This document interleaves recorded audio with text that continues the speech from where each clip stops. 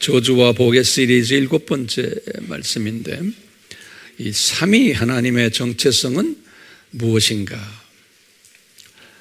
이 본문은 우리 창세기 1장 1절에 하나님이 엘로힘, 하나님이 삼위의 그 하나님이심을 엘로힘이라는 그 이름 속에서 이미 우리에게 가르쳐 주셨죠.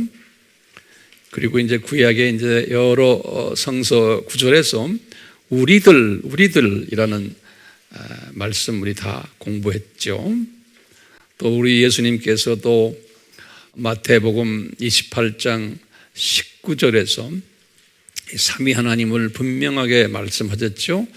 아버지의 이름과 또 아들의 이름과 또 성령님의 이름으로 세례를 주라. 이렇게 예수님이 구체적으로 말씀하신 걸 보면 우리가 섬기는 하나님은 삼위 하나님이세요. 여기에 대해서 우리가 계속해서 지금 7번째로 상고하고 있어요. 특히 이 첫 번째부터 오늘 7번째까지는 이 삼위 하나님이 이 창세 전에 계셨다라는 그 주제를 가지고 계속해서 우리가 지금 삼위 하나님을 조명하고 있습니다. 간단히 지난 6번 동안 어떤 부분에서 이 삼위 하나님을 우리가 조명했는가? 특히 이제 시간적인 측면에서 보면 창세전에 계셨던 이 삼위 하나님에 대해서 어떻게 조명했느냐? 첫 번째는 이 저주받으시고 복 주시는 예수님에 대해서 우리 부활절에 말씀을 드렸어요. 이때 이 창세전에 예수님의 그 십자가 사건을 이미 예정하셨다라는 말씀과 같이 이분이 십자가에 달리신다는 것은 저주를 받으시는 거다. 우리 신명기 21장 23절에 모세가 그렇게 표현했어요. 이 저주의 반대말은 복이에요. 그래서 예수님이 십자가에서 저주를 받으신 후에 그 예수님을 통해서 하나님의 자녀들이 복을 받을 거다라는 주제로 말씀을 했어요. 두 번째 시리즈는 창세전 십자가를 예정하신 그 천국의 신비에 대해서 말씀했어요. 예수님이 창세전에 십자가를 예정하셨는데 이것은 바울이 표현하기를 이것은 천국의 신비다 라는 주제로 우리가 말씀을 나눴어요. 이 세 번째는 창세전에 예수님만 아니고 삼위 하나님이 존재하셨다라는 주제로 말씀을 나눴어요. 네 번째로는 창세전에 우리가 섬기는 하나님이 삼위로 존재하고 계셨다. 삼위로 존재하고 계셨다라는 주제로 말씀을 나눴어요. 다섯 번째로 이제 이런 그 삼위 하나님에 대한 그 학문이 신학적인 학문이 삼위일체론이라 그러는데 이 삼위일체론이 창세전에 공격을 받아서 누룩이 들어갈 거다. 다시 말하면 왜 창세전에 삼위일체론에 누룩을 넣도록 예정하셨나? 라는 제목으로 우리 장시간 이야기했어요. 기억들 나세요? 이렇게 리뷰하니까 도움이 돼요? 예, 여러분들 가르칠 때도 마찬가지. 꼭 리뷰하셔야 돼요. 여섯 번째로 이 창세전에 디자인하신 그 누룩의 교회 역사를 공부했어요. 자, 그러면 우리가 이제 질문을 한번 던질 필요가 있어요. 도대체 이 6개의 핵심 주제는 무엇일까? 라고 이제 우리가 물어본다면, 창세전에 그 예수님을 통해서 이 장차 창조하실 하나님의 자녀들을 이 세상으로 던지셔서 이 창조 목적 교육을 시키는 프로그램을 우리에게 핵심 주제로 보여주는 거예요.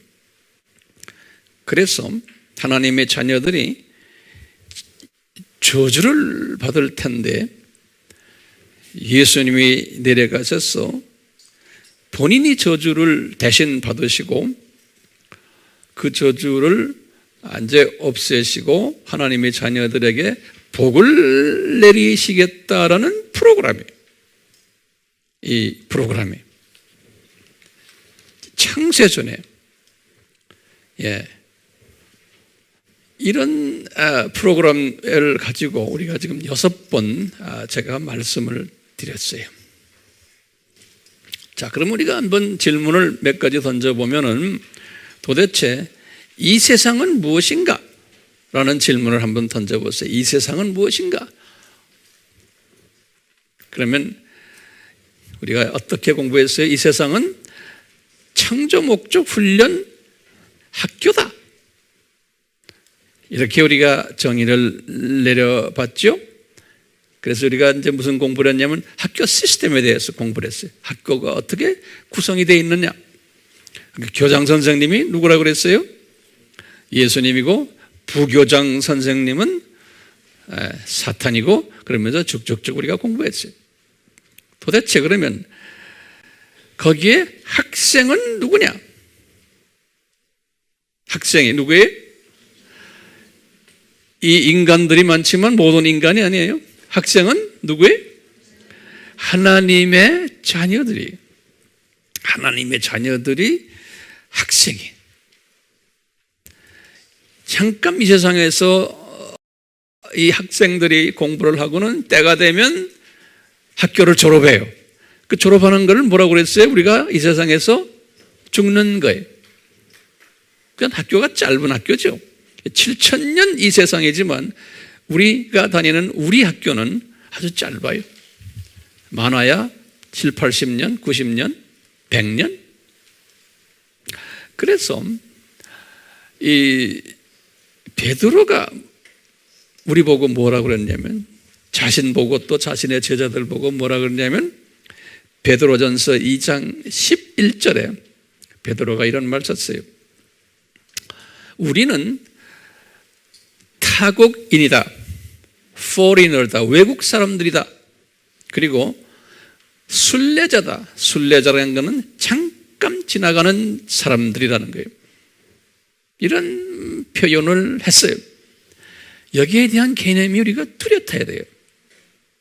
똑같이 우리 믿음의 장인 히브리서 11장에 히브리 기자도 똑같이 그랬어요. 히브리서 11장 13절에 우리는 이 세상의 타국 사람이고 foreigner고 외국 사람이고 잠깐 지나가는 순례자다 그랬어요. 거기다가 예수님의 육신의 형님이 되시는 야고보는 더 심한 표현을 썼어요. 야고보서 4장 14절에 그랬어요. 우리는 잠깐 보이다가 사라지는 안개다 그랬어요. 이 말만 들으면 이 세상을 좋아하는 사람에겐 대단히 기분 나쁜 표현이에요. 그런데 그래요. 그렇기 때문에 저도 항상 이 표현들을 가지고 항상 묵상을 해요. 예수님, 베드로도 그랬죠. 야고보도 그랬죠. 저도 이 세상에 잠깐 지나가는 나그네입니다. 우리 같은 하나님의 자녀인데도 이 개념이 한 서 있는 사람이 상당히 많아요. 1세기 때도 그랬고 2세기 때도 그렇고 기독교의 역사를 보면 이 사상을 가졌던 사람은 소수였어요. 그러면 나그네다. 우리가 외국 사람, 외국인이다. 그러면 우리가 우리 고향으로 이제 가는 거예요. 그러면 본향이라는 말 우리나라 말로 써놨잖아요. 고향. 내 본향은 도대체 어딘가? 질문을 안 던질 수가 없어요. 그럴 때 히브리서에는 그랬어요. 히브리서 11장 16절에 뭐라고 그랬냐면 우리 고향은 저 삼층천 저 하늘이다 그랬어요. 삼층천. 이 삼층천을 성서에서는 여러 가지로 표현을 해요. 제가 성경 구절을 드릴게요. 하늘 중에 하늘이다 이런 표현을 해요. 하늘 중에 하늘이다. 신명기 10장 14절에 또는 시편 148편의 4절에 그랬어요. 또는 보좌가 있는 곳이다. 시편 11편 34절에 또는 여호와의 거룩한 하늘이다. 시편 20편 6절에 이것을 삼층천이다 그랬어요. 성서에 보면은 2층천도 있고 1층천도 있잖아요. 2층천은 성서에서는 뭐라고 표현해요? 2층천은 창세기 1장 14절에서 15절 그건 sky 또는 expand 그래.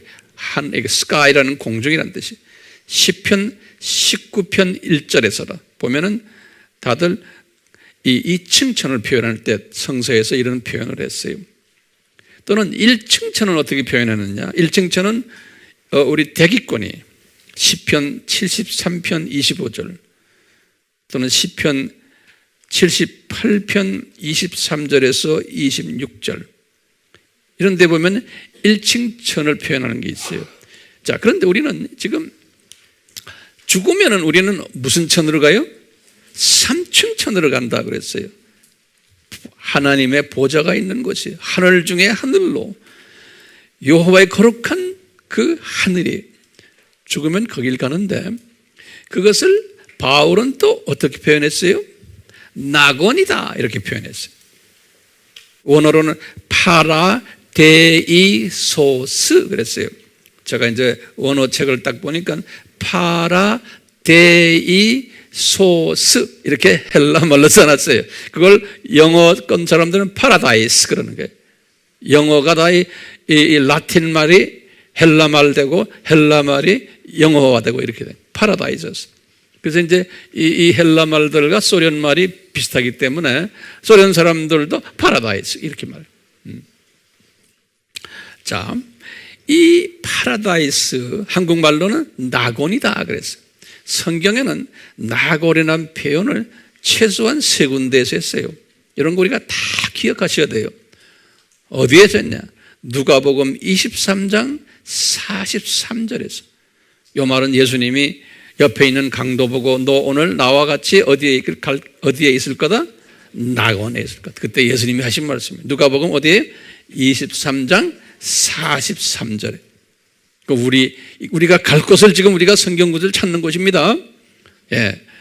고린도후서 12장 4절에 바울이 여길 방문했다는 3층천을 이렇게 표현했어요. 그 다음에 이제 계시록 2장 7절에 낙원에 관한 이야기를 서문화교회 하시는 장면이 있어요. 자, 이제 우리가 장차 이제 귀환하는 우리 낙원, 그 낙원 또는 본향이죠. 본향에서 우리가 올라가면 무슨 일이 일어날까요? 그거 주제로 적어 놓으세요. 장차 우리가 올라갈 그 본향에서는 무슨 일이 일어날 것인가? 그러면요, 거기 올라가면요, 이제 상급 수요를 하는 거예요. 다시 말하면 올라가면 우리의 영적 위치, 우리의 영적 등급에 따라서 천사들을 시켜서 예수님이 이제 우리가 어디 갈 것을 이제 지정을 해 주는데, 그것을 히브리서 11장 6절에 표현했어요. 같은 믿음장이에요. 거기에서요. 이것이 히브리서 11장은 무슨 장이라고 그랬어요? 믿음장이에요. 그래서요, 믿음의 분량에 따라, 그래서 믿음의 분량에 따라, 믿음의 분량이라는 단어는 로마서 12장 3절에 그렇게 표현했어요. 믿음이 있는데 사람마다 분량이 달라요. 사람마다. 그러니까 믿음의 분량에 따라서 나의 위치가 결정된다는 거예요. 나의 위치가. 이제 히브리서 11장에는 이렇게 표현했어요.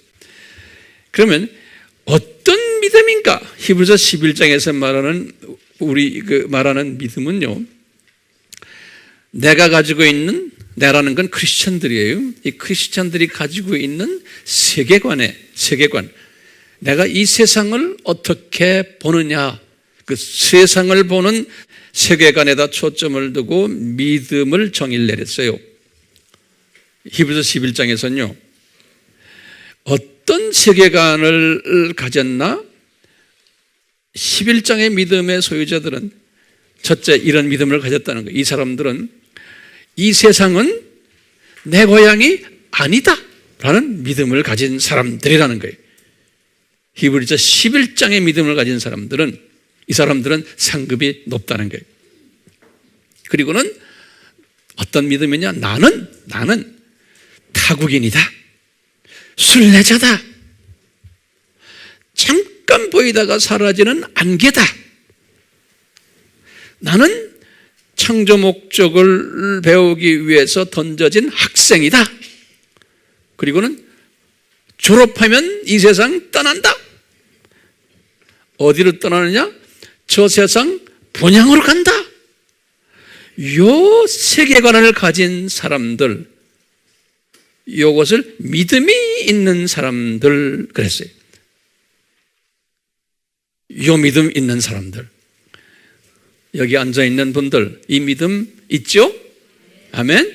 이 믿음 없는 사람 엄청나게 많죠? 교회 다니는 사람들. 제가 잘못 말하는 거예요? 아니죠.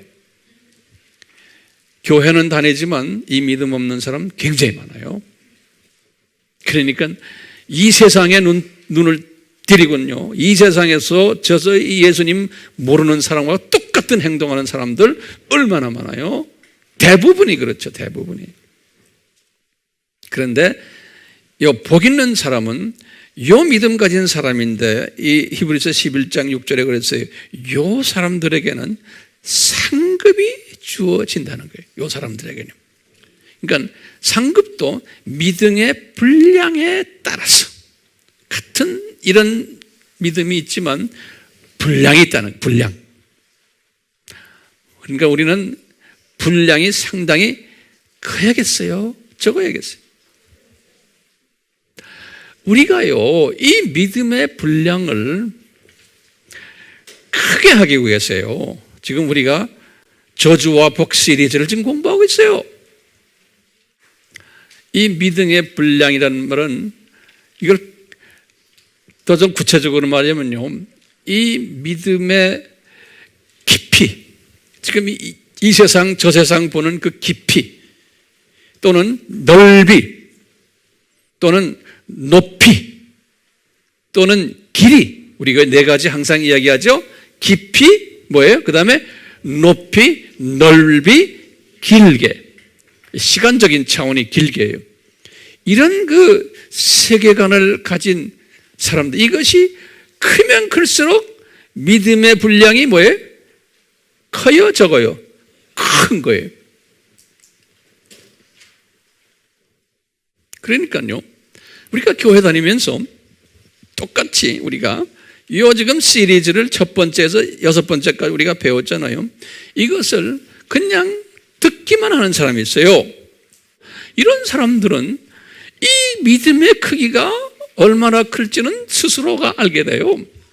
스스로가 집에 가서 이걸 리뷰하시고 열심히 하시고 외우시고 전화 이거 하셔야지, 그거 안 하면은 자기도 모르게 이제 우리가 언젠가는 이 세상을 떠날 텐데, 믿음의 크기가 적으니까 상급수여식을 하는데 가보니까 내 친구는 저 높은 데 있는데 나는 여기 밑에, 그러면 어이구 어쩌지? 그러면 제가 영어로 말할 거예요. It's too late이야. 요 말은 알아듣죠? 네. It's too late이야. 너무 늦었어요. 그러니까요, 이 시리즈 넘버 1부터 6를 우리가 열심히 듣고 지금 여러분들은 적고 그리고 공부하잖아요. 공부하고 메모리하고 그 다음에 이제 묵상하게 되는 거예요. 그러니까 이 모든 이것을 묵상한다는 건 다 알고 있기 때문에 그냥 생각만 해도 다 머리에 떠오르는 게 묵상이에요. 그래서 이 묵상을 하다 보면 이제 삶에 적용이 되기 시작하죠. 이러다 보면 자기도 모르게 이 믿음의 크기가 점점 커지는 거예요. 예. 이 믿음의 크기가 커진다는 말은 뭐냐면 세계관이 날로 변화되는 거예요. 세계관이. 이 세상을 보는 시각의 변화가 오기 시작하는 거예요. 우리 크리스천들의 믿음이라는 것은 여러 가지 그 표현들이 있지만 지금 히브리서 11장의 믿음은 내가 이 세상을 보는 시각의 변화를 이야기할 때 그것을 세계관의 변화를 이야기할 때 쓰는 것이 믿음이에요. 믿음. 그렇기 때문에요, 우리는 언젠가는 저 세상으로 가야 되는 존재들이기 때문에 우리는 이 믿음이 절대적으로 필요한 거예요. 이 믿음을 가지려면 가장 중요한 게 뭐냐면요, 이 믿음을 가지려면 몇 가지가 있지만 그 중에 가장 중요한 게 뭐냐면 우리가 섬기는 삼위 하나님이 누구신가를 철저하게 알아야 되는 거예요. 제일 중요한 부분이에요. 근데 우리가 지금 보니까 이 삼위 하나님이 창세전에도 존재하고 계셨다는 걸, 그리고 이분이 창세전에 무슨 일 예정하셨다는 걸 우리가 공부했어요. 굉장히 중요한 개념이에요. 이 삼위 하나님을 우리가 알아야지만 나의 세계관이 정립이 되는 거예요. 예. 우리 자녀들도, 육신의 자녀들도 부모님이 누군가를 알아야지만 부모님을 제대로 섬기고 부모님과 제대로 된 이 서로 관계를 맺을 수가 있어요. 부모님을 제대로 알아야 돼요. 그렇기 때문에 저나 여러분들, 우리는 하나님의 자녀 아니에요? 하나님의 자녀이기 때문에 우리의 아버지에 대해서 알아야 되는 거예요. 영적 아버지. 그래요, 안 그래요? 철저하게 아셔야 돼. 아버지를 아시려면 우리 기독교의 아버지는 삼위일체의 아버지세요. 아버지가 계신 성자님도 계시고 성령님도 계시기 때문에 이 삼위일체론을 철저하게 알아야 되는 거예요. 이걸 알면 알수록 나의 믿음의 크기가 달라지고 세계관이 달라지고 가치관이 달라지는 거예요. 놀랍게도 오늘날 우리 신앙생활을 하면서 이 부분이 굉장히 약한 거예요. 자식이 지 애비 엄마가 누군지를 모르고 그냥 같이 사는 거예요. 밀양 박씨인지 무슨 김씨인지도 모르고, 우리 아빠가 몇 살인지도 모르고, 우리 아빠가 무슨 직장 다니는지도 모르고, 그냥 밥만 같이 먹고는 그냥 그걸로 끝나요. 우리 아빠가 뭘 좋아하는지도 모르고, 우리 아빠의 성격도 모르고. 이게 예화가 됩니까, 이게? 됐으면 좋겠어요. 예. 자, 그런 의미에서 우리는요, 오늘 이 시간에 우리 하나님의 정체성이 무언가에 대해서 좀 공부를 하고 싶은 거예요. 나의 세계관이 정립이 되려면. 그래서 이 삼위 하나님의 이 정체성 또는 삼위 하나님의 속성이 있어요. 우리가 이제 이 속성적인 측면에서 한번 간단히 제가 말씀을 드리려고 그래요. 간단히. 굉장히 깊은 학문이지만 제가 간단하게, 근데 간단하게 가끔 가다가 좀 길어질 때도 있어요. 우리가 이 삼위 하나님의 속성을 몇 가지는 공부했어요. 근데 그 속성을 제가 한 7가지의 속성으로 크게 봤어요. 첫 번째, 7가지 중에 첫 번째는 이 존재론적 속성이에요. 우리가 이것은 우리 여자의 후손 책에도 나오지만 거기보다 좀 더 거기다 내가 살을 더 붙였어요. 존재론적 속성에서 첫 번째, 이분은 삼위이신 하나님이에요. 두 번째는 자존하시는 하나님이죠. 스스로 계신 분이. 누가 지음을 받은 분이 아니에요. 이분은 스스로 계십니다. 세 번째는 영원하신 하나님이죠. 네 번째는 불변하시는 하나님이죠. 다섯 번째는 상호 내주하시는 하나님이죠. 상호 내주. 이것을 이제 헬라 말로, 이건 자주 쓰는 말이니까 외워두세요. 페리코레시스. 그래. 페리코레시스. 이것은 자주 쓰는 말이에요. 페리코레시스. 그 말은 뭐냐면 같이 공존하시면서 상호내주 하시는 분. 영어는 indwelling each other 그런 말을 써요. indwelling each other. 예. 이게 존재론적 속성이 이렇게 하나, 둘, 셋, 넷, 5가지로 우리가 있고요. 두 번째 속성은 호칭적 속성이라 제가 한번 이렇게 만들어봤어요. 호칭, 부르는 거예요. 명칭. 그건 우리 알죠. 첫 번째는 성부 하나님, 두 번째는 성자 하나님, 세 번째는 성령 하나님이죠. 호칭을 우리가 이렇게 이분들을 불러요. 세 번째로는 사역론적 속성이에요. 사역론적. 그 첫 번째는 이분은 창조하시는 창조자 하나님이시고, 두 번째는 전지자 하나님이시고, 세 번째는 전능자 하나님이시고, 네 번째는 무소부재자 하나님이세요. 지금 이런 것들을 제가 이렇게 불러드리면 노트 정리하시고는 매일 묵상하실 필요가 있어요. 매일 묵상하시고. 네. 그 이유를 좀 있어가지고 설명해 드리려고 그래요. 네 번째는요, 이 성품론적 속성이에요. 삼위 하나님이 성품론적 속성이에요. 첫 번째는 사랑이신 하나님이에요. 그래서 우리가 항상 하나님은 사랑이시다 할 때 이제 요한일서 4장 16절은 꼭 기억해 두세요. 요한일서 4장 16절에 요한이 그렇게 말했어요. 그 다음에 두 번째로는 자비로우신 하나님, 세 번째는 은혜로우신 하나님, 네 번째는 공의로우신 하나님. 사랑이신 하나님, 자비로우신 하나님, 은혜로우신 하나님, 공의로우신 하나님. 이 성품적.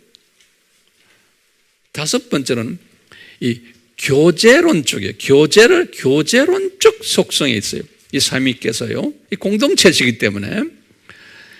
그 중에 하나가 상호 교제하시는 하나님이에요. 세 분이. 그것을 코이노니아라는 단어를 써요. 헬라 말로. 우리 잘 알죠? 코이노니아. 영어로는 fellowship 그래요. 이 코이노니아 하시는 하나님. 두 번째는요, 상호 섬기는 하나님이에요. 이 삼위 하나님이 서로가 섬기세요. 디아코니아라는 단어를 써요. 디아코니아. serve each other. 영어로는 그렇게 우리가 표현해. serve each other. 네, 디아코니아 그래요. 이런 속성을 이제 가지고 계시고, 여섯 번째의 속성은 뭐냐면 관계론적 속성이 삼위 하나님께서. 그 중에 이제 첫 번째가 뭐냐면요, 상호 동등하신 하나님이에요. 우리가 이거 다 공부했죠? 높이도 같고, 파워도 같고, 질도 같고, 계급도 같고, 이 삼위 하나님이 상호 동등하세요. 두 번째로는요, 동등하시면서 상호 협동하시는 하나님이세요. 상호 협동하시는 하나님이에요. 세 번째는 상호 존경하시는 하나님이세요. 네 번째로는요, 상호 증거하시는 하나님이세요. 서로 증거를 해줘요. 저분이 어떤 분이다, 저분이 어떤 분이다. 다섯 번째로는 상호 높이시는 하나님이세요. 이런 그 속성들을 이분들이 가지고 있어요. 일곱 번째의 속성은 기능론적 속성이에요. 첫 번째, 상호 독립적 기능을 가진 하나님이에요. 상호 독립적 기능을 가진 하나님이에요. 두 번째는 상호 전문적 기능을 가지신 하나님이세요. 삼위 하나님이 독립성을 가지고 또 전문성을 가지고 계세요. 이걸 제가 좀 예화를 들 테니까 지금부터 아주 중요한 이야기들이 이제 전개되니까 잘 이해하시면서 적으세요. 네? 자, 그러면 이 기능적으로 이 성부 하나님의 기능을 잠깐 봐요. 거기다 적으세요. 이건 중요한 우리 가르침이니까요. 성부 하나님의 기능이 있어요. 이 삼위 공동체 안에서 성부 하나님의 기능이 뭐냐면요, 이 삼위 공동체는 항상 삼위께서 이렇게 항상 서로가 논의하시는, 그 회의라고 쓰셔도 되고 논의하시는, 여기에서 이 삼위 하나님 중에 성부 하나님은 대표자 역할을 하세요.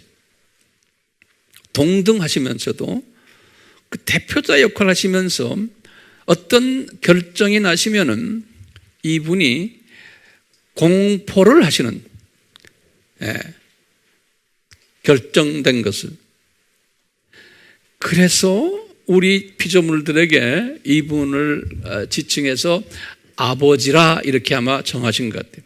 우리 피조물들의 그 가족 공동체에서의 대표성을 가진 분이 아버지 아닙니까? 그 우두머리라는 그러한 의미가 있어요. 그런데 표면상으로는 우두머리시지만 내용적으로는 아니라는 거예요. 그 묘한 관계가 있는 거예요. 이 결정권자 같지만 꼭 상호회의를 해서 동등한 권한을 가진 아들과 성령님과의 관계 속에서 이런 그 모습을 보여주는 분이 성부 하나님이에요. 두 번째, 이 성자 하나님은 이 결정된 부분을 실제로 수행하시는 하나님이세요. 순종하시는 하나님이세요. 그리고는 피조물들을 관리하시는 직접 하나님이시고, 또 모든 이 역사를 운영하시는 하나님이세요. 이런 그 현실 속에 들어와서 직접 우리 피조물들과 관계를 맺으시는 하나님이 이 하나님이세요. 예수 하나님. 그리고요, 성령 하나님이 계신데, 이 성령 하나님은, 이분의 기능은 그렇죠? 능력을 부여하시는 하나님이다. 이제 우리 예수 하나님이 이런 수행하는 일, 순종하는 일, 관리하는 일, 운영하는 일 할 때마다 그 예수 하나님이 나중에 인간이 되셔가지고 모든 하나님의 신성을 비우셨을 때, 특히 빌립보서 2장 7절에 보면 완전 100% 인간이 되었을 때 이분에게 능력을 부여해 주시는 하나님이 누구예요? 성령 하나님이죠. 예. 그래서 이 성령 하나님을 예수님이 또 뭐라고 불러주냐면 돕는 하나님, 돕는 자. 그래서 우리 파라클레토스, 요한복음 14장 16절에 파라클레토스라는 말은 영어 성경에는 helper라는 표현을 썼어요. 또는 어떤 영어 성경에는 이것을 counselor, counseling, helper, 또는 어떤 영어 성경에는 comforter, 위로해 주시는 하나님. 그래서 이 성령 하나님은 이런 기능들을 하는 거예요. 돕는데 구체적으로 위로도 해 주시고 또는 카운슬링도 해 주시고 능력도 베풀어 주시고. 그래서 예수님이 사도행전 1장 8절에 예수님이 그랬죠. 너희들이 성령 하나님을 받으면 하나님의 제자들이, 예수님의 제자들이, 우리들도 마찬가지죠. 그 성령 하나님이 우리에게 강하게 임하시면은, 성령 세례를 받는다는 건 강하게 임하면은 우리가 능력을 받아가지고 예수 그리스도의 정체성을 외치는 자가 된다는 거예요. 그렇죠? 예수 그리스도가 누군가를 외치는 자가 된다는 거예요. 그냥 우리가 복음 전한다가 아니에요. 예수님은 분명하게 예수가 누군지를 외치겠다. 그럼 보세요. 예수가 누군지를 외치려면 예수님만 알아가지고 됩니까? 됩니까? 안 됩니까? 아니에요. 삼위 하나님을 알아야 되는 거예요. 자, 이제 이 상기의 이 속성들 지금 여기 나왔잖아요. 이 속성들 제가 시간이 없으니까 다 공부 못하고 여기에 대표적인 속성들 있는 걸 우리가 가지고 잠깐 우리가 한번 리뷰를 좀 해보려고 그래요. 그 중에 뭐냐면 이 삼위 하나님의 속성 중에 상호 동등하신 속성, 이 부분을 우리가 조금 좀 공부하려고 그래요. 첫 번째, 이 성부 하나님이 말씀하시기를 내가 성자 하나님과 동등하다, 같은 높이에 있다 라는 말씀을 직접 하시는 장면이 있어요. 특히 이 말 잘 들으세요. 유대인들의 사고방식은 이 성부 하나님이 유일한 하나님이시고 성자 하나님은 안 계신 걸로, 또 성령 하나님은 저 하늘에 그냥 계신 그냥 성부 하나님의 하나의 부속적인 역할을 하는 분으로만 생각하는 거예요. 그러니까 이 유대교의 그 신론은 성부 하나님만 유일한 하나님으로 보는 신론이 유대교의 신론이에요. 그렇기 때문에요, 2000년 동안 아브라함부터 시작해서 예수님까지의 유대인들은 요 성부 하나님의 초점을 맞추고 이 하나님이 유일한 신으로 생각하는 거예요. 예수님의 12 제자들도 유대인이기 때문에 항상 그런 생각들을 하면서 예수님을 따라다녔던 거예요. 그 사람들도. 그런 사람들이고 세례 요한도 그런 사상을 항상 가지고 있었던 분이에요. 그런데 세례 요한이 갑자기 요단강에서 세례를 주는데 예수님이 갑자기 나타나셔가지고 나 세례 좀 해주세요 라고 부탁하는 장면 우리 알잖아요. 그럴 때 하늘에서 성부 하나님의 음성이 들려오는 거예요. 이 성부 하나님이라고 아마 그 음성에서 말씀하셨던 모양이에요.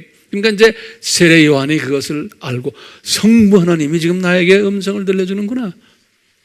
그래서 아주 그냥 거룩하게 두려운 마음으로 성부 하나님 음성을 딱 듣는데 뭐라고 그러냐면 얘야, 네가 지금 세례를 주는 이 30세든 이 사람은 나의 아들이다, 이런 말을 쓰는 거예요. 나의 아들이다.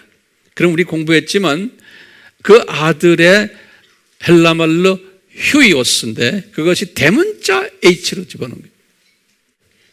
이 대문자 H가 들어가면 무슨 뜻이라고 그랬어요? equal이란 뜻이에요. huios란 말이. 그리고는 the same, 같다는 말이에요. 그 이제 성경에 보면 원어도 그렇고 대문자로 써놨어요. huios. 예. 그래서 거기다 더에 더 정관사를 붙잖아요. 이거 유일한. 이 말은 뭐냐면 네가 지금 세례를 주는 이 30세 된 이분이 네가 지금 나를 유일한 하나님으로 생각하는 나 성부가 나하고 같은 수준의 하나님이다. 그런 뜻이에요. 이분이, 그러니까 세례 요한이 거기서 깜짝 놀라는 거예요. 세상에 이럴 수가 있습니까? 그러니까 이 상호 동등한 것을 누가 증명을 합니까? 성부 하나님이 유대인들에게 지금 증명하는 거예요. 이 30세 청년이 나와 동등한 분이다. 마태복음 3장 17절에. 그뿐입니까? 우리 잘 아는 베드로의 고백에서도 마태복음 16장 16절에서 17절, 가이사와 빌립보에 이렇게 있을 때 예수님 물어보지, 얘들아 도대체 너희들 저 사람들 밑에 있는 저 군중들이 나를 우리 따라다니잖아. 저 사람들이 나를 누구라고 생각하느냐? 저 유대인들이 이렇게 물어보니까 갑자기 베드로가 입을 열고 말하는데 뭐라고 그랬어요? 주는 그리스도시요 살아계신 하나님의 아들입니다. 그 아들이라는 게 휴이오스, 이렇게 대문자를 써놓은 거예요. 그러니까 베드로도 그 말 해놓고 깜짝 놀래죠. 그러니까 17절 그 다음 절에 뭐냐면 베드로야 이 말은 네가 한 게 아니다. 성부 하나님이 너에게 네 입을 통해서 하신 말씀이다. 예수님이 말씀하시는 거예요. 성부 하나님이 네 입을 통해서 말한 거다. 그러니까 이분들은 지금 성부 하나님을 진짜 하나님으로 믿고 있잖아요. 유대인들이니까. 근데 이 성부 하나님이 네 입을 통해서 말한 거다 했지만 베드로가 이것을 100% 믿었어요? 안 믿었어요. 왜? 이건 불가능한 이야기거든요. 어떻게 이 목수 출신이 어떻게 성부 하나님과 같은 이퀄 레벨인가? 이건 믿기 힘든 거예요. 그러니까 이 고백이 있은 후에 그 다음에 이제 마태복음 17장에서의 변화산 사건이, 변화산 사건 때 예수님의 제자들 중에 키 멤버들 있죠. 베드로와 야고보와 요한을 딱 데리고서는 변화산으로 올라가서 낙원 구경을 딱 시켜준 거예요. 거기에서 성부 하나님의 음성이 또 들려오는 거예요. 요 세 사람한테. 이 사람이 내 사랑하는 아들이다. 마태복음 17장 5절에. 그래서 세 번을 이분들이, 유대인들이, 특히 이 제자급 사람들이 들었는데도 이분들이 이거 소화 못했어요. 소화 못한 걸 어떻게 알아요? 예수님의 십자가 달리시기 전에 이미 다 도망가 버린 거예요. 하지만 최소한 몇 번을 성부 하나님이 예수님에 대해서 이렇게 말씀했어요? 최소한 몇 번? 3번. 그렇죠? 그리고요, 예수님이 직접 본인이 인간이었던 예수님의 100% 인간이었던, 100% 인간이라는 것은 어떻게 알아요? 빌립보서 2장 7절? 또 어느 회의에서 결정했어요? 칼케톤 회의에서. 몇 년? 451년. 자, 예수님이 지금 100% 사람이 되신 예수님이 뭐라고 그러시냐면 유대인들에게, 유대인들아, 나와 성부 하나님과는 하나다, 이렇게 말씀하시는 거예요. 기가 막힌 말씀하시는 거예요. 유대인들이 깜짝 놀라는 거예요. 요한복음 10장 30절에 그때 하나라는 단어 우리 공부했죠? hen이라는 hen, 그것도 대문자로 써놨어요. 하나라는 의미가 대문자로 썼을 때는 equal이라는 뜻이. 그런데 하나라는 단어가 소문자로 썼을 때는 heis라고 해요. heis, H-E-I-S. 이것은 갈라디아서 3장 28절에 이 단어를 썼어요. 하나다. 같은 하나인데 한국말로는 똑같아요. 하나. 그렇지만 원어는 달라요. 갈라디아서 3장 28절은 그랬죠. 바울이 유대인이나 헬라인이나 자유인이나 종이나 남자나 여자나 예수 안에서 우리는 하나다라는 뜻이에요. 그때의 하나예요. 아멘이죠. 하나죠. 근데 예수님이 말씀하시는 아버지와 나와의 하나는 이거는 다른 하나. 이거는 질이 같고 양이 같고 볼륨이 같고 모든 생각까지도 같은. 여기 지금 유대인, 헬라인, 종, 자유인, 남자, 여자 이 모든 게 다 이게 예수 안에서 하나님의 자녀는 자녀지만 다 달라요. 다른 하나에 다른 것 안에서의 하나로 하나님의 자녀가 된다는 의미에서요. 그런데 예수님께서는 지금 유대인들에게 헨이라는 단어를 쓰시면서 니네가 지금 하늘같이 생각하는 그 성부 하나님과 나와는 100% 이퀄이다 이런 소리 남았죠. 깜짝 놀라는 거죠. 예수님께서 또 예수님께서요 이런 말씀을 하시는 거죠. 예수님이 이런 말씀을 우리 잘 아는 마태복음 28장 19절이에요. 예수님이 제자들에게 그러는 거예요. 이제 부활하시고는 이제 지상 사명을 내릴 때 이 사람들에게 너희들이 나가서 복음을 전하는데 성부 하나님 이름만 가지고 하는 게 아니다. 이제는 아버지의 이름과 내 이름과 성령님의 이름으로 세례를 주라는 거예요. 그러니까 equal. Father and the Son and the Holy Spirit equal로 탁 만들어버린 거예요. 예수님이. 그러니까요, 이 유대인들, 성부 중심적인 사고를 가졌던 유대인들의 생각을 바꿔주는 거예요. 이런 부분에서 우리가 이 동등하신 하나님이세요. 세 번째로요, 두 번째, 이제 동등하신 하나님 거기에다가, 그 다음에 이제 어떤 하나님이시냐면, 이 말씀 제가 오늘 드리려고 오늘 지금 여기까지 왔어요. 뭐냐? 이 삼위 하나님은 서로 동등하신데도 같은 능력과 같은 파워와 같은 위치에 계시면서 서로 존경하세요. 거기다 좀 적으세요. 이제 노트에다가요. 이분들은 서로 존경하시고 서로 교제하시고 서로 섬기시고 우리 아까 봤죠. 그리고 서로 협동하시고 또 서로 높이시고 그리고 서로 격려하시고 이러세요. 서로 기가 막힌 성품을 가지고 계세요. 그렇기 때문에 예수님께서 이런 말씀하셨어요. 요한복음 5장 31절에 예수님이 그러니까 내가 어떤 분이라는 걸 내 스스로가 말하면 내가 말하는 것이 의미가 없다는 거예요. 이런 말씀하세요. 또 요한복음 7장 18절에 그랬어요. 만약에 내 스스로 나에 관한 이야기를 하면은 내 영광만을 구하는 게 된다는 거예요. 그렇기 때문에 이 삼위 하나님이 이렇게 항상 보시면 서로가 서로를 이렇게 높여주고 섬기고 격려해주고 존경하고 해요. 그렇기 때문에 첫째 보세요. 첫째는 어떻게 하시나? 성부께서 성자를 이 성자는 지금 100% 인간된 사람 예수님이에요. 이분을 존경하시고 높이시고 이래요. 이것은 우리 아까 봤지만 어떻게 해요? 이는 내 사랑하는 아들이다 라는 그 말 자체가 그 말이에요. 나와 너희들 보기에는 사람이지만 나와 이퀄이다 라는 성부 하나님의 겸손함. 이분이 예수 그리스도가 어떤 분이라는 것을 가르쳐 주시는 거예요.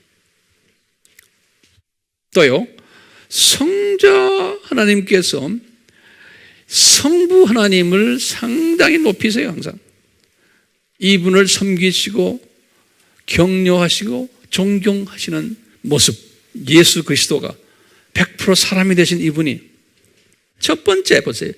이분이 예수님이 100% 인간이 되신 예수님이 성부 하나님을 유대인들에게 너희들이 섬기는 성부 하나님을 내가 높인단다 그러면서 우리 그 유명한 요한복음 3장 16절이에요. 요한복음 3장 16절에 뭐예요? 하나님이 세상을, 성부 하나님이 세상을 이처럼 사랑하셔서 그 독생자를 나를 이 세상에 보냈다는 거예요. 그렇게 이 문장만 그대로 보면 성부 하나님이 그분만 세상을 사랑해서 내가 그냥 그분 말 듣고 그냥 내려가라 그래서 난 내려왔다 이런 식인 본인을 굉장히 낮추시는 단어예요. 그런 표현이에요. 겸손하시죠? 요한복음 10장 29절에는 예수님이 이 제자들에게 이런 말씀을 해요.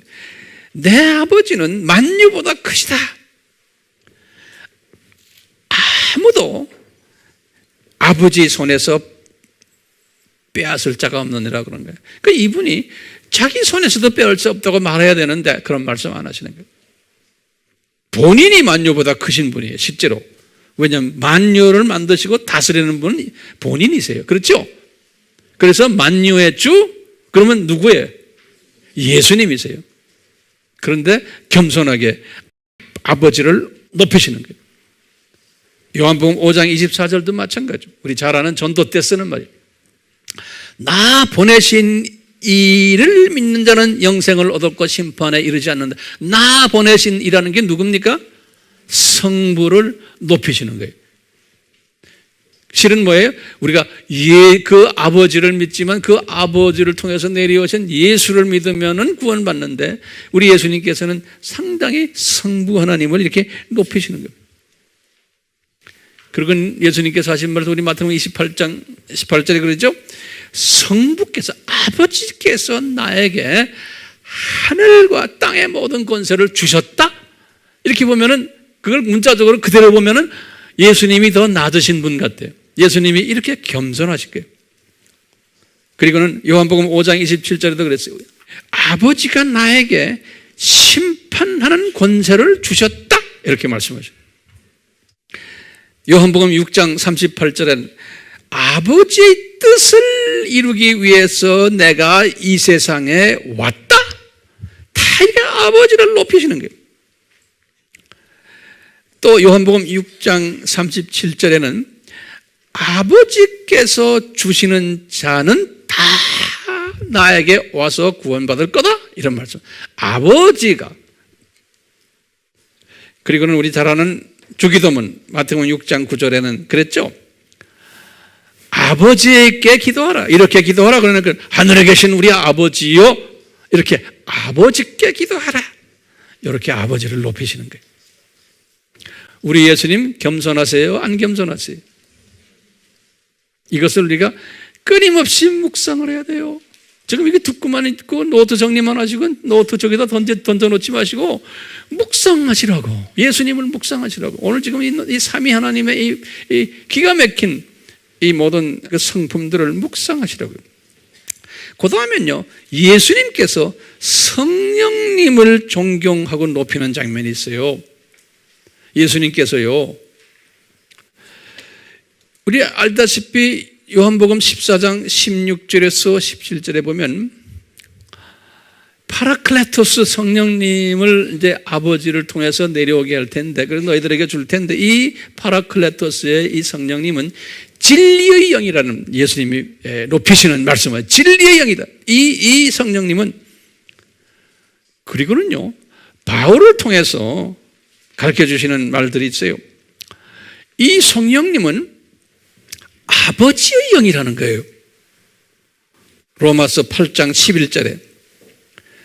그리고 또요, 이 성령님은 하나님의 영이라는 거예요. 하나님 할 때는 엘로힘이에요, 엘로힘. 로마서 8장 9절에. 그뿐 아니라 이 성령님은 아들의 영이라는 거예요. 예수님의 영이라는 거예요. 베드로전서 1장 11절에. 그러니까요, 이 성령님을 높이시는 거예요. 이 성령님은 지금 여기서 보면 성부 하나님의 영도 되시고 그리스도 예수 그리스도의 영도 되시고 그러면서 이 성령님은 진리의 영이시고 이 성령님을 이렇게 높이시면서 우리 사도행전 1장 8절에 그랬죠. 요 성령님이 구원자신 거예요. 이 성령을 받으면 이 성령님이 너에게 권능을 줘가지고 능력자가 되시고 증거자가 되시고 구원자가 되시는 성령님. 그러니까 우리는 이 성령님을 받아라. 다시 말하면 이 성령님도 여러분들 유대인들에게 제자들에게 가볍게 여기지 말아라. 이 성령님이 아버지와 아들과 성령님은 하나다. 같은 이퀄 레벨이다.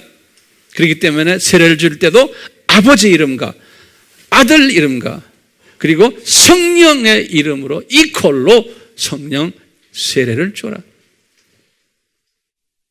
그렇기 때문에요. 이 삼위 하나님이 서로가요. 이렇게 높이시는 하나님이심을 존경하시는 하나님이심을 서로 격려하시는 하나님이심을 교제하시면서 협조하시는 섬기시는 하나님이심을 알 수 있어요? 없어요? 있죠? 이건 묵상하셔야 돼요. 저는 이걸 묵상 많이 해요. 왜 이분들이 이런 모습의 분들이실까? 그러면 하나님은 엘로힘이에요. 삼위 하나님은 사랑이시다. 그 자체가 요한 1서 4장 16절에 사랑이시다.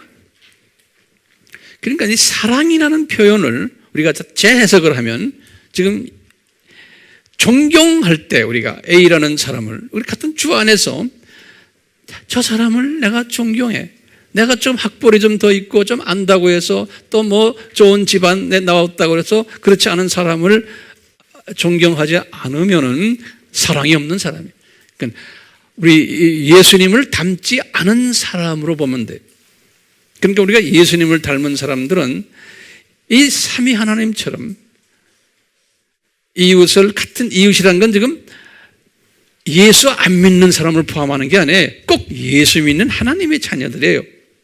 하나님의 자녀들을 항상 배려해주고 존경해주고 높이고 섬기고 이 격려해주고 이런 부분이 몸에 배 있는 사람, 제가 말해요. 이게 몸에 배어 있어야 돼요.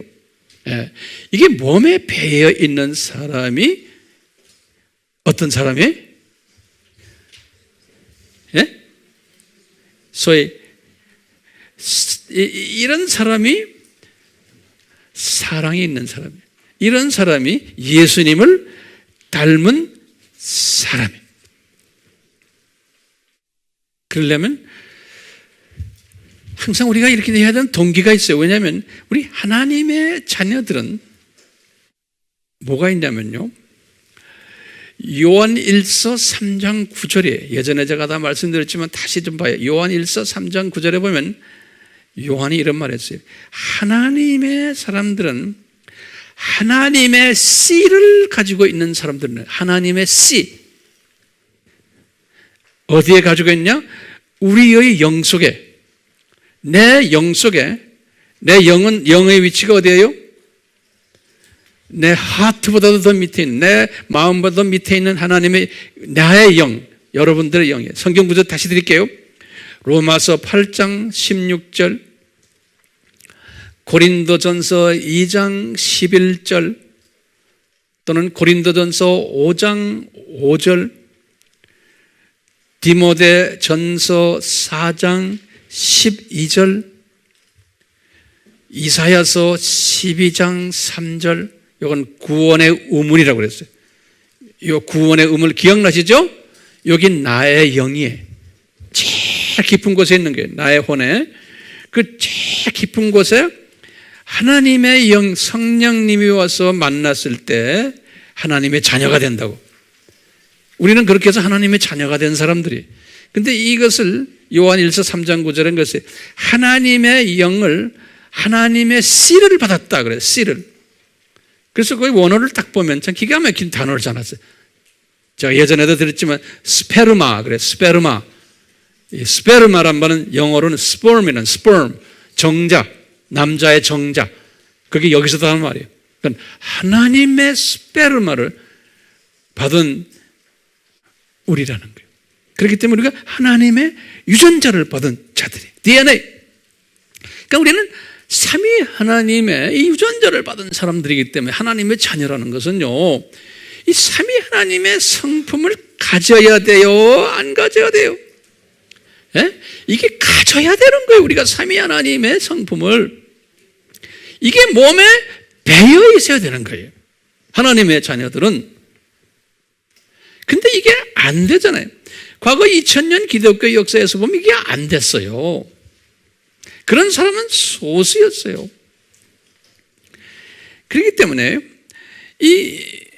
우리는 하나님의 자녀들끼리 모인 이 공동체 안에서 이 삼위 하나님의 공동체에서 보여주는 이분들의 삶 속에서 보여주는 그 삶의 모습을 우리가 배워가지고 그것을 몸에 배도록 해야 되거든요. 몸에 밴다는 말을 제가 표현을 쓰게. 이게 몸에 배야 돼. 자연적으로 나와요. 항상 협동마음이 있고 존경하고 높여주고 격려해주고. 우리가 이 삼위 하나님이 기능이 같았어요? 기능은 달랐어요.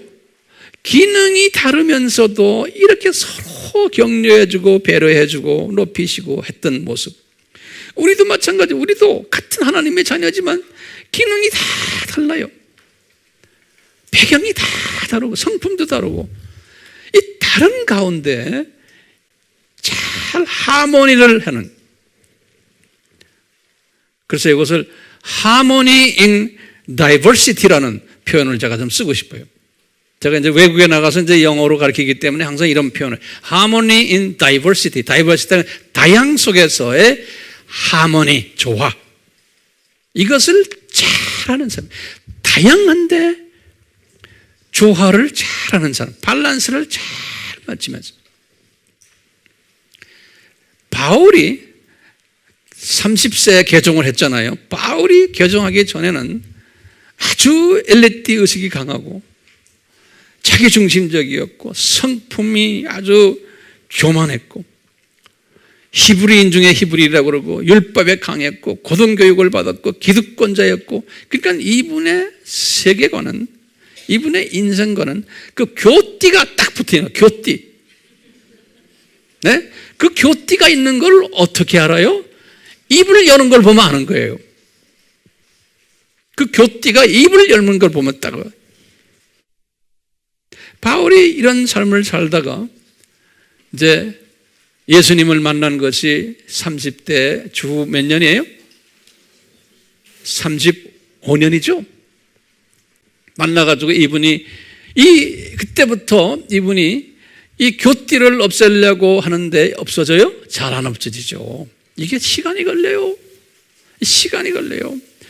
바울이요, 10년을 훈련받고 40세가 돼서 선교사로 주 46년에서 48년 1차 여행, 2차 여행이 50년에서 52년 2차 여행에 또 교회 개척도 많이 했어요. 성서에 나오는 웬만한 유명 교회들이 그때 다 개척이 됐어요. 그리고는 많은 제자들을 가르치고 다 해봤는데도 이 교띠가 이분에게는 이게 없어지질 않는 거예요.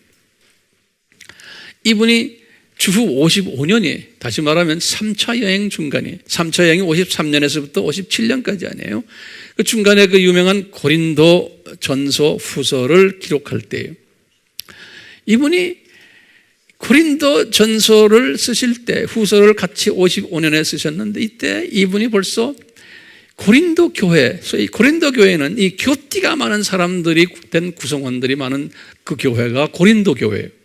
예, 아주 그런 사람들이 모여 있는데 복음을 열심히 전했고 예수 그리스도의 정체성을 전해주고 선교까지 하라고 그렇게 가르쳐줬는데도 이 교회는 크리스천들이 하나님의 자녀들인데 그 안에 엘리트들이 있었고 그 안에 파벌이 4개나 있었고 그 안에 영적 유아들이 있어서 시기와 다툼이 많았고 교인들끼리 음행하는 사람들, 법정 고소하는 사람들, 바울을 너는 어떻게 사도냐, 돈 많이 받는 사람이 하면서 바울을 또 공격하는 사람들, 은사가 있어서 예언하고 방언하고 하지만 그 인격적인 문제가 많았고 부활에 대해서 문제를 제기하는 사람들, 이 교회가 복잡했던 게, 이 교회가 복잡할 때 성령님이 바울에게 딱 가르치는 거예요. 바울아, 이 하나님의 자녀들이 이렇게 모여있지, 너도 이거 이해해야 된다. 이 하나님의 자녀들이지만 이 안에는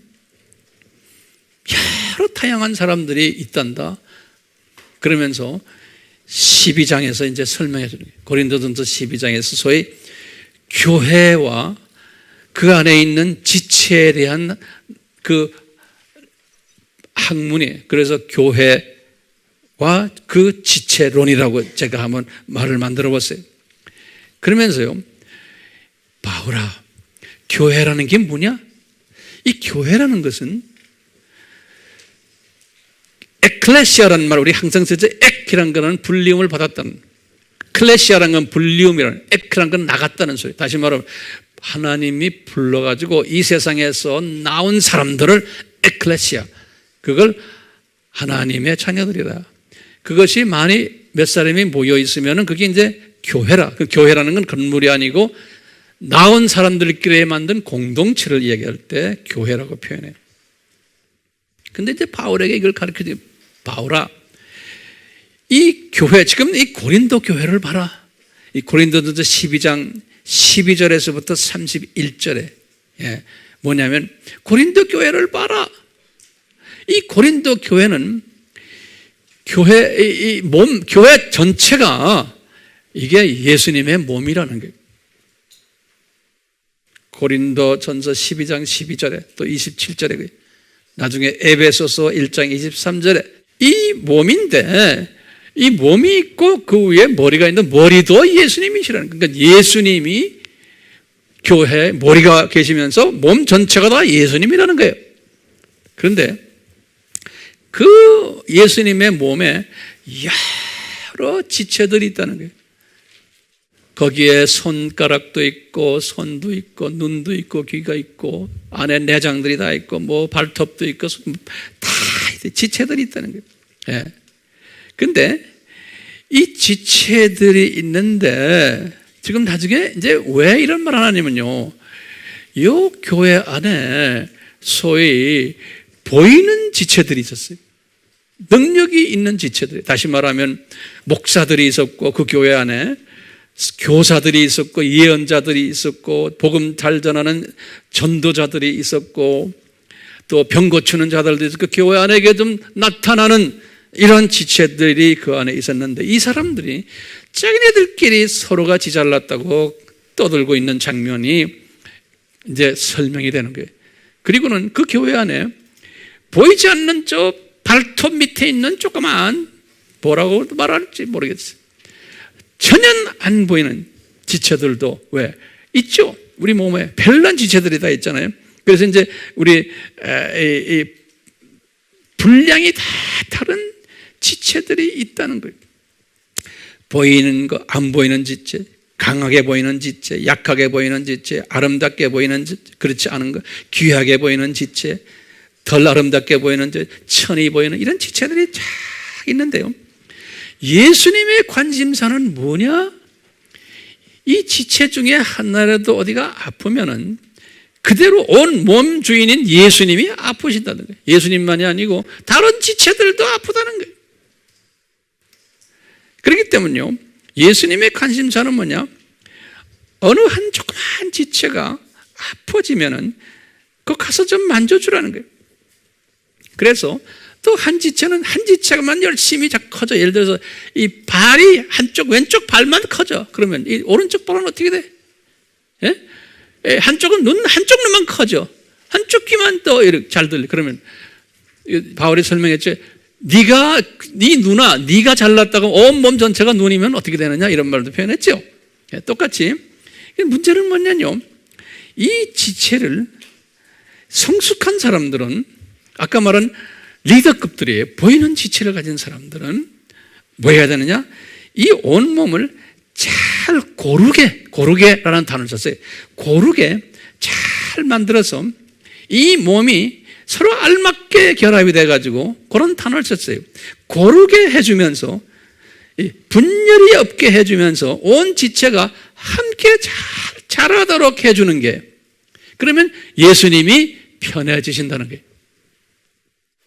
예수님이 편해지게 하려면은 지도자급 되는 사람들이 요 조그만 지체에 대해서, 약해 보이는 지체에 대해서 관심을 두고 격려해주고 위로해주고 세워주고 관심 두고 하는 것이 삼위 하나님의 요 모습과 똑같다는 거예요.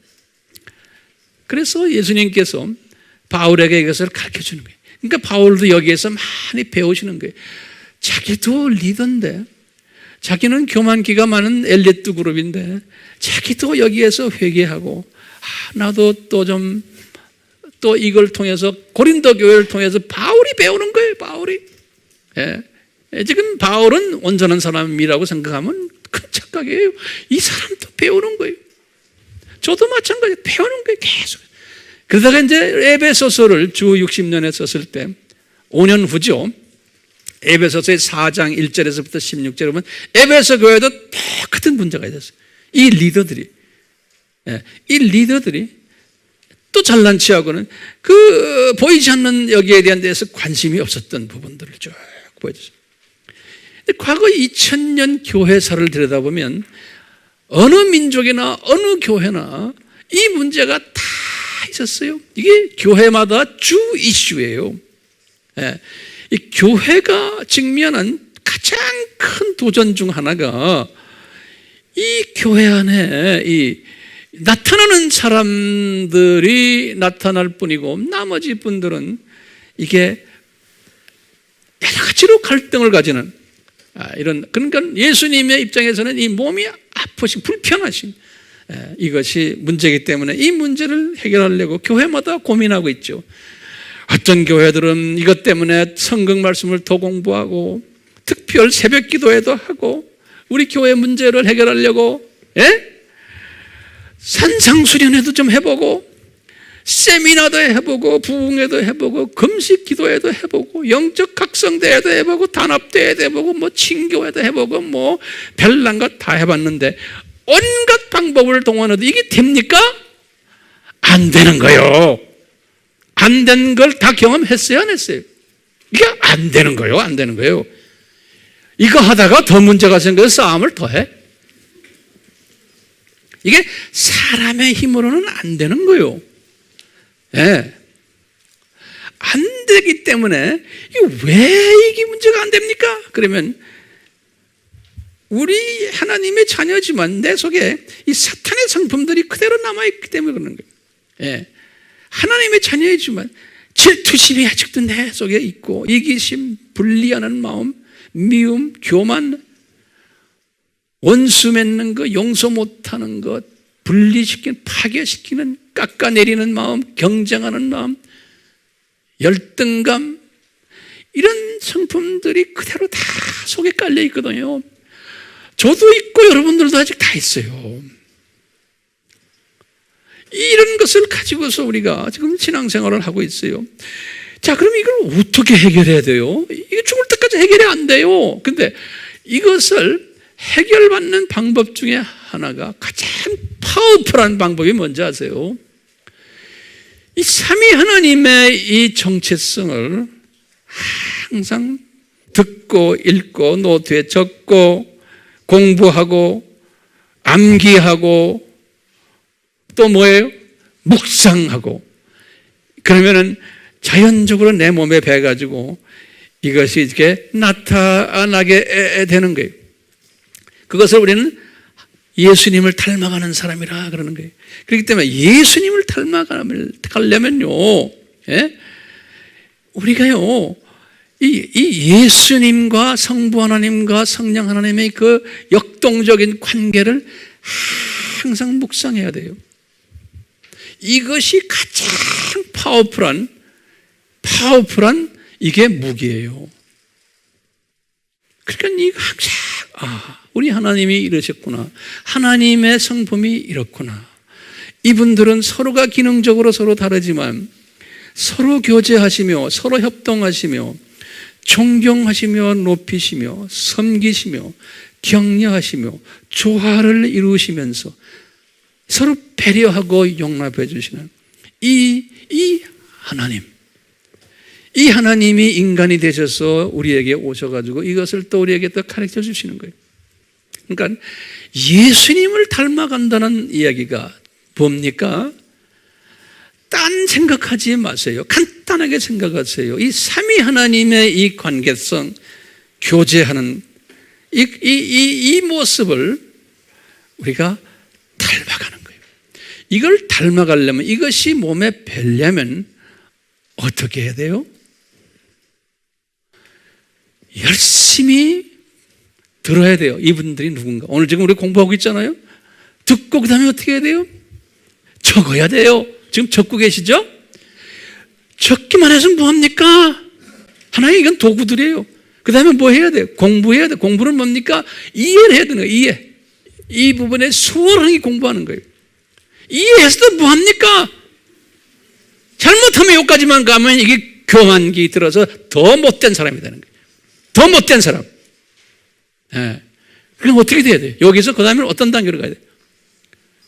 외워야 되는 거예요. 외우는 뭐예요? 반복해야 돼요. 반복. 자꾸 외우면서. 그러면서 어떻게 이것을 묵상해야 돼요. 자꾸 묵상해야 돼요. Every day. 하나님의 말씀을 묵상하는 자가 복 있는 사람, 우리 시편 1편에 그랬죠? 계속 묵상하는 거예요. 묵상하고. 이 묵상하게 되면요. 어떻게 돼요? 묵상하다 보면 스스로가 회개하게 돼요. 회개. 이 묵상에서 끝나면 안 돼요. 묵상한 다음에 교만기가 꺾어지려면은 회개가 따라줘야 돼요. 그러면서 우리가 이제 이것을 잘 이렇게 묵상하면서 나의 성품이 이게 변하려면 뭘 묵상해야 돼요? 이 삼위 하나님의 이 정체성을, 이 부분을 묵상하는 거예요. 어떻게 하면 회개가 나와요? 삼위 하나님의 이 관계적인 이 성품을 묵상하고 할 때 성령님이 내가 회개하도록 도와주세요. 성령님이 도와주세요. 말로만 회개 안 돼요. 성령님이 도와주세요. 나를 이렇게 회개하도록 이끄세요. 이렇게 되면 회개를 했어요. 조금이라도 회개하고 내가 조금이라도 이제 좀 다른 모습의 주님의 사람으로 변하면 주변에서 알게 되잖아요. 알게 되면요. 어떻게 돼요? 자기도 모르게 이 영성이 커져요. 세계관이 자기도 모르게 더 커져요. 이 성품의 변화가 오면서 이 세계관의 변화가 오기 시작하는 거예요. 이 세상을 보는 시각이 점점 달라지는 거예요. 이 예수님을 닮아가는 유일한 방법이 뭘까요? 이 삼위 하나님의 이 관계적인 이 역동적인 이 모든 관계성들을 항상 묵상.